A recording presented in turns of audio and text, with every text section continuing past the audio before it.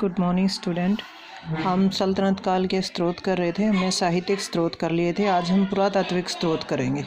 पुरातात्विक स्रोत का पहले तो हम अर्थ बताएंगे। पुरातात्विक स्रोत क्या होते हैं? किसी भी युग में जो दैनिक जीवन में जो वस्तुएं प्रयोग में लाई जाती थी, इमारतें थी, अभिलेख थे, सिक्के थे, उन को हम पुरातात्विक स्रोत कहते हैं। उत्खनन के माध्यम से इनको निकाला गया है। तो हम सल्तनत काल के पुरातात्विक स्रोत देखेंगे। सल्तनत काल में साहित्यिक स्रोत ज़्यादा मिलते हैं, पुरातात्विक स्रोत भी मिलते हैं लेकिन उनसे कम मिलते हैं। तो देखो, सबसे पहले ऐबक का लेके चलते हैं। तो ऐबक के टाइम पीरियड में कुव्वत उल इस्लाम मस्जिद उसने निर्मित करवाई है। ऐबक ने अजमेर में 2.5 दिन का झोपड़ा निर्मित करवाया है। फिर ऐबक ने एक और इम्पोर्टेंट काम किया था। देखो, हमने यहाँ इम्पोर्टेंट लिखा हुआ है और जिसके अंडरलाइन लगी हुई है इसका मतलब वो के सारे इम्पोर्टेंट हैं, वो आप चाहे तो 2-2 नंबर में लिख सकते हो। ऐबक ने क्या किया? कुतुब मीनार जो थी, जो दिल्ली में है, उसका निर्माण शुरू करवाया था, लेकिन इसको पूरा किसने करवाया था? इल्तुतमिश ने करवाया था। उसके बाद इल्तुतमिश का लेकर के चलते हैं। इल्तुतमिश ने एक तो कुतुब मीनार को पूरा करवाया, दूसरा नासिरुद्दीन का मकबरा, सुल्तानगढ़ी का मकबरा जिसको बोला जाता है, होजे शमसी उसने निर्मित करवाया। जामा मस्जिद का निर्माण उसने करवाया। उसके बाद रजिया और बलबन ने भी बहुत से मकबरों और गुंबदों का निर्माण अपने टाइम पीरियड में करवाया था।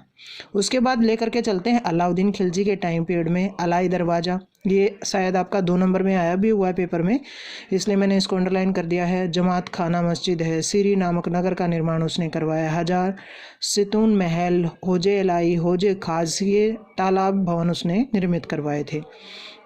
उसके बाद चलते हैं, जैसे हमने खिलजी वंश का किया, गयासुद्दीन तुगलक का, जो इम्पोर्टेंट जो शासक थे जिन्होंने कुछ भवनों का या पुरातात्विक स्रोत का निर्माण करवाया था, उनका हम डिस्कस कर रहे हैं। गयासुद्दीन तुगलक ने तुगलकाबाद नगर का निर्माण करवाया था भाई।